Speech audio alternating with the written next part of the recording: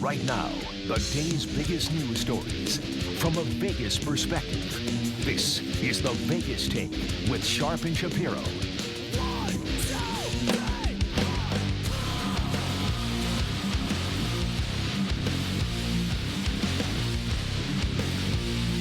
All right, welcome back. It is hour number 2, the Vegas Take, Sharp and Shapiro on a Wednesday. Glad you could join us. Also streaming live, happy to say, on YouTube. Check us out, the Vegas Take YouTube page. And by the way, I just took off my shoes because my feet were getting a little swampy. So isn't that a good picture in studio right now? So the studio smells great. I smell great. It's okay. JD usually fumes up the studio himself from time to time, so I'm just getting back in him right now. Anyway, welcome back to the show. I've been on fart strike for a while now. Oh, you have? Okay, yeah. I'm glad to hear Yeah, that. I'm 3 days in. Welcome back to the show, everybody. A lot to get to, as I said, in regards to these Vindman testimonies. So what is the latest on this impeachment inquiry?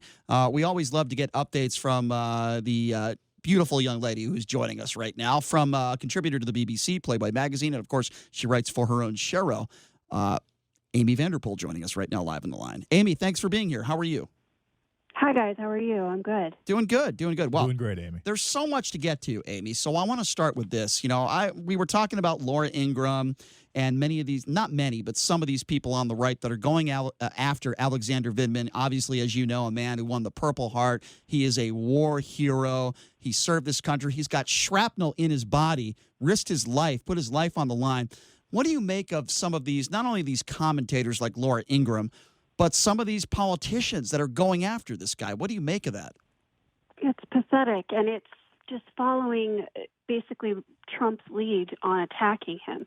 You know, he started on his Twitter feed saying what he did about Vindman and sort of questioning his loyalty and saying that he was a never-Trumper, which isn't accurate. And then everybody just sort of quickly picked up the ball and started running down the field with it, which is what they do over at Fox News. What discouraged me was the fact that, you know, the new hire over at CNN, Sean Duffy, former Representative Sean Duffy, who's just a mess, Right. He started spinning the whole thing, too, over at CNN, and they didn't take it as well. Everybody called him out a lot faster on it. But that clip with Laura Ingraham and John Yoo is just really offensive to me. When somebody, you know, Colonel Vindman has served this country. He's been awarded the Purple Heart. He's been injured in Iraq, and he's done more in the military than the President of the United States has. So it's frustrating. Did you see Nicole Wallace call the whole thing out last night on her show? We Chicken S. Yeah, we played that audio actually last segment, and we talked. Good for her. Good for her for speaking out, because I think she's absolutely right. I don't care if you're a Republican or a Democrat. We should never be going after a war hero just for political purposes. And as you know, Donald Trump did that when it came to John McCain.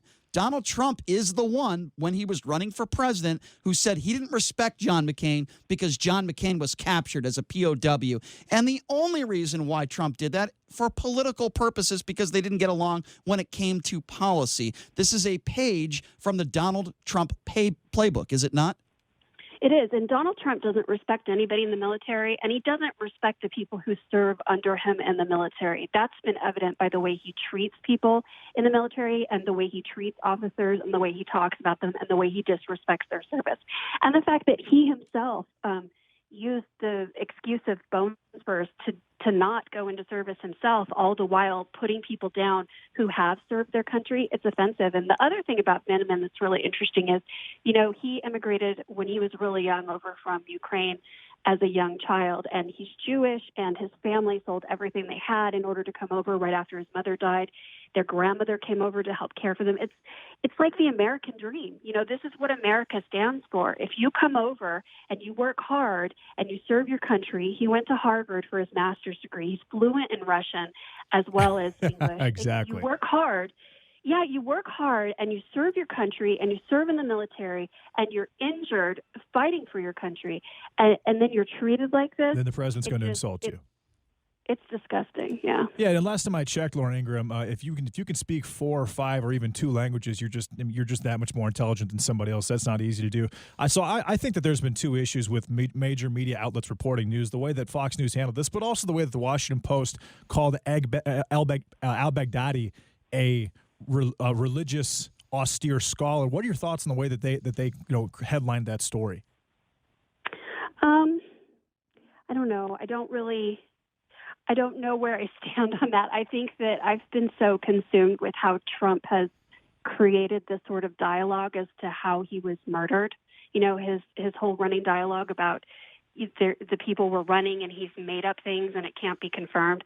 That sort of that worries me more than an outlet who has the freedom to say whatever they want, giving their opinion on a perspective of how this guy could be perceived. The fact that that's a good is point. actually making misstatements and it's being recorded on the record and no one can verify it. Amy, you brought up a good point there. I want to talk about that a little bit. And by the way, I don't agree with the Washington Post. I don't agree with a lot of media outlets, the way they handle news, the way they cover stuff. And I agree with JD that was inappropriate. But with that being said, what's more important, the way a media member covers a story and writes about something, or the president of the United States on a world stage lying and making things up? That is what I don't understand about some of these people on the right. They want to talk all the time about fake news.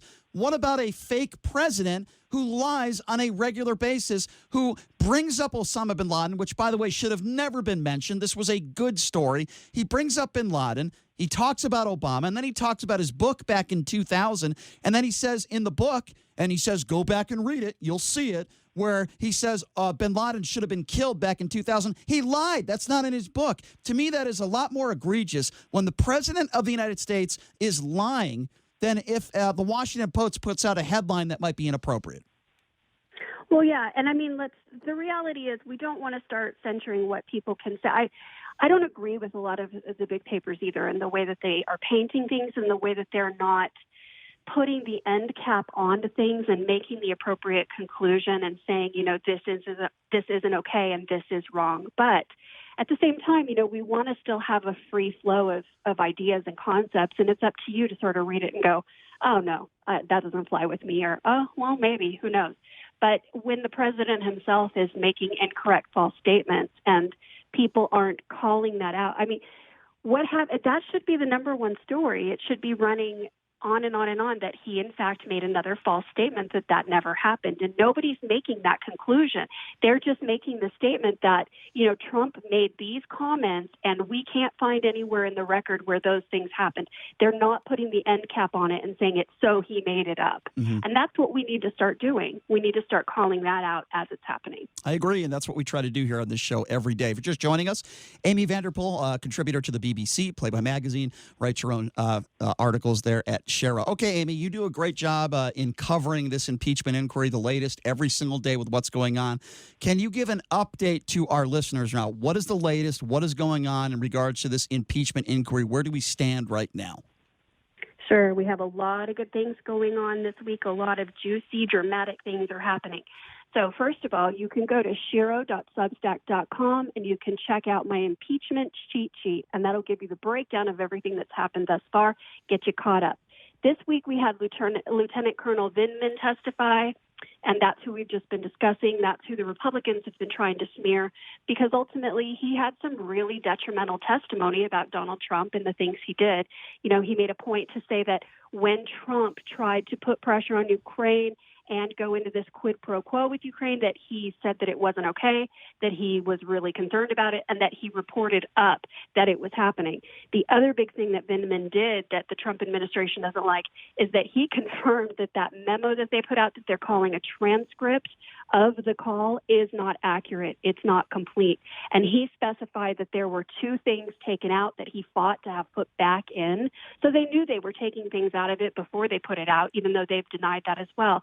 And those two things that he said were taken out were a specific mention by Trump of Biden and a specific mention by Zelensky of Burisma, which is the company that Hunter Biden was working for that Trump wanted the investigation on.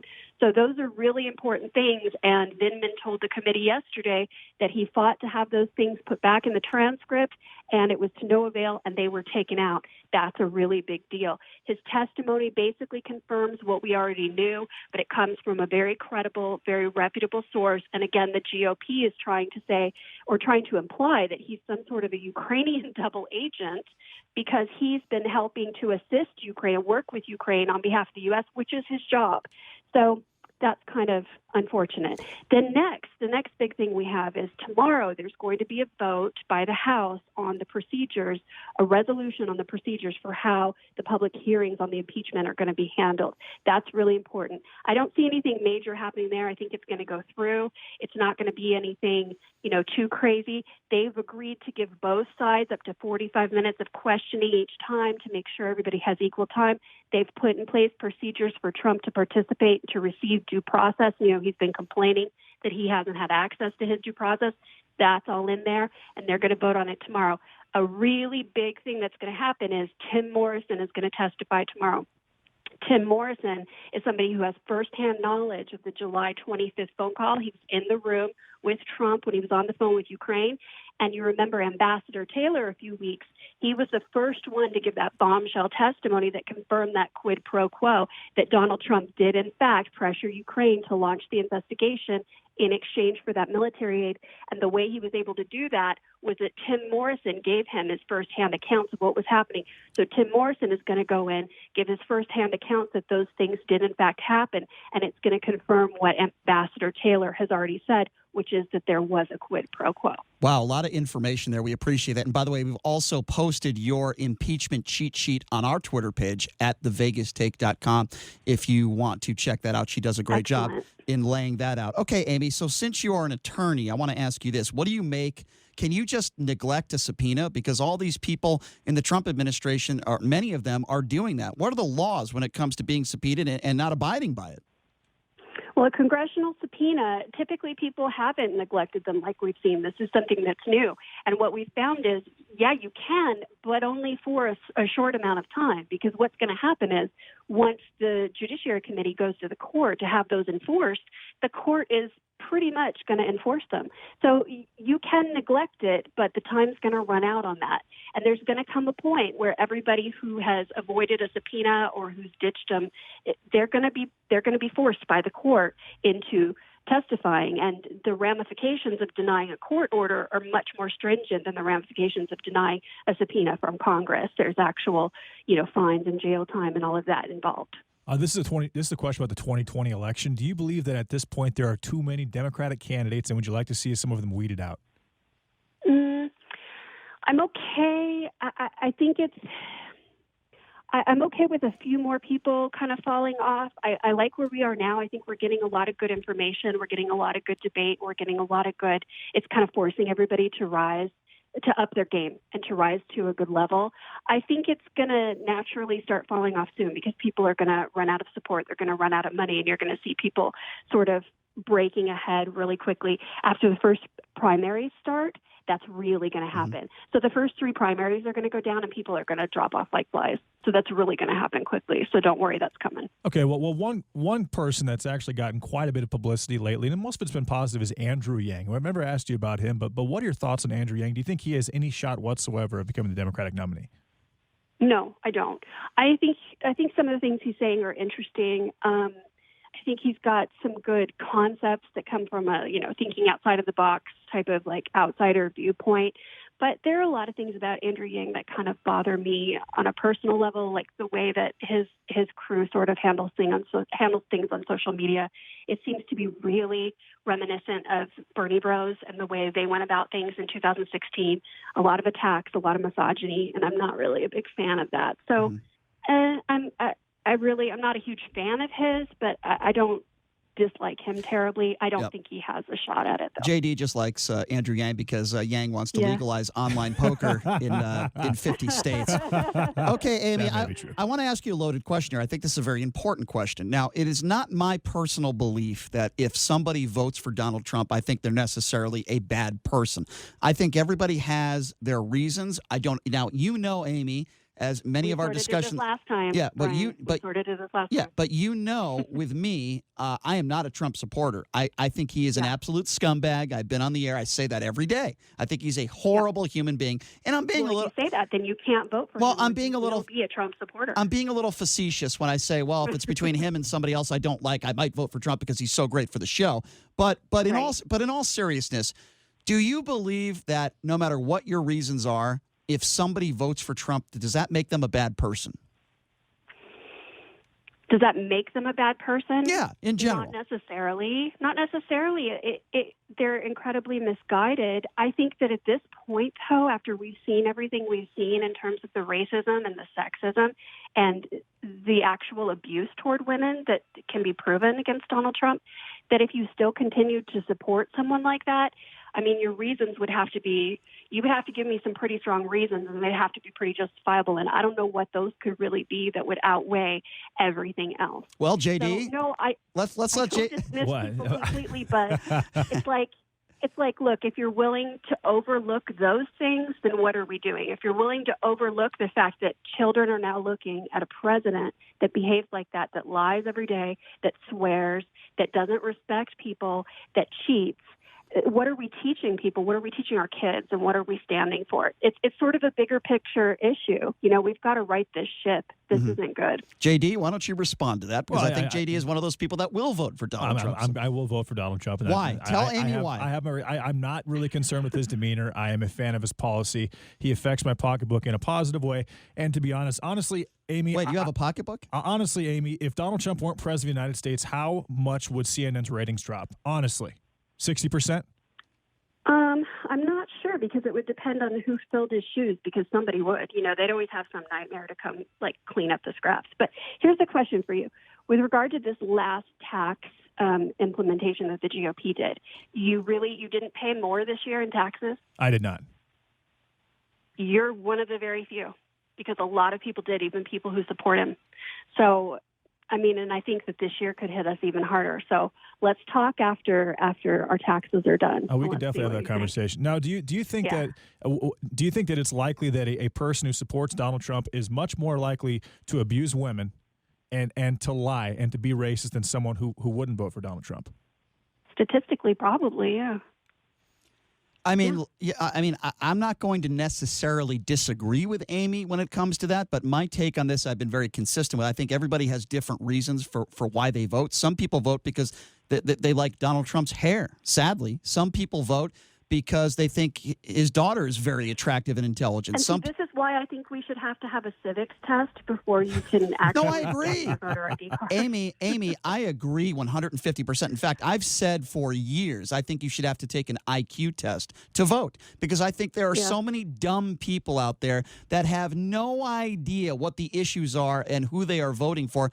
I couldn't agree with you more, but sadly, we all know that's not going to happen. There are a lot of dumb people out there. If Kim Kardashian was running, people would probably vote for Kim Kardashian too. I mean, there's that's just the way the world turns. The point I'm trying to make is everybody has their reasons for voting. Some we probably don't agree with, but you know, I think there are some people out there that are intelligent that are going to vote for Donald Trump for this only reason. Because clearly there are their bank account. I mean, he's an intelligent guy. He can put a thought together. He's a nice man, but he's going to do it because he thinks that what he's getting from it is more important than what everyone else is suffering. Yeah. So there's a concept of overlooking things, and then there's a concept of being completely on board and doing it. And my point is, if you can overlook certain things that are this bad, then odds are it doesn't offend you as much, and you're much more likely to partake in it or to look the other way as other people are doing it. I think people will take one thing that they prioritize in their life very, very highly, and if Donald Trump supports that or helps them, make that thing work in their favor, they're going to vote for him. I think that happens. I think it's just all about how whether they prioritize what he says compared to what he does. Sure, but, if the line isn't rape, or the line isn't, kids in cages, or the line isn't shithole countries, or the line isn't, the way he treats or talks about women or minorities, or the way he lies on a daily basis, then what do you stand for? Let me ask you this, and I hate to bring up Hillary Clinton, but I'm not a big Hillary Clinton fan. I never was. I get it. Okay. No worries. Now I've talked to people women particularly, that did not vote for Hillary Clinton for this reason and this reason alone, because she didn't like the fact that she went after some of the women that accused Bill Clinton of sexual assault, rape, so on and so forth. I'll be honest with you, I didn't like that either. I didn't like the fact that I believe that Hillary Clinton stood by Bill Clinton, who cheated on her numerous times, and I believe one of the reasons why Hillary did that was for her own political career. I personally believe that. Now, I could be wrong, but I just didn't like that, and I can tell you right now, many women out there did not vote for Hillary for that reason. What do you say to that? Well, what I don't like is the fact that the sins of the man have to transfer onto the woman who really has nothing to do with them, and suddenly she's carrying that burden, and it's all on her. The reality is that Hillary Clinton was not accused of those things. She was never accused of rape. She never did anything sexually inappropriate. Well, of course not. And yet she was the person running, and she was the person who we should have been making that decision on, but we were still looking at her through bill-colored glasses, and we were still judging her based on her relationship with her husband as a wife instead of as an independent woman who was doing the job, who was qualified to do the job we were voting her in to do. And that's a fair point. And That's a very fair point. But I will still bring up the fact that she did go after, and we only have about 1 minute, Amy, but she did go after some of the accusers. I didn't like that. Yeah, I get it. Yeah. All right. Fair enough. Amy, we only got about a minute. We only got a minute to go. I want to give you enough time to plug some of your articles and Shapiro and how people can find you on social media. Give out that info for us. Okay, great. Well, you can check out my writing. I write Shapiro. It's a newsletter. It's at shapiro.substack.com, and you can subscribe there. You can support a strong female voice and independent journalism, which we really need to do in this day and age. I connect the dots for everything there. I don't shy away from putting the end cap on the statement and for breaking it down and telling it like it is, and I think we need more journalistic pieces like that aren't afraid to sort of put the end of the statement there and draw the conclusion. You can also follow me on Twitter. My handle is @GirlsReallyRule, and come on over and say hi. And girls do rule. I would agree with you there, Amy. True. Thank you, Amy. You do a fantastic job for us. You rule. There's no question. Thanks, We appreciate it when you come on every week, and we look forward to catching up with you again next week. Amy, thank you so much.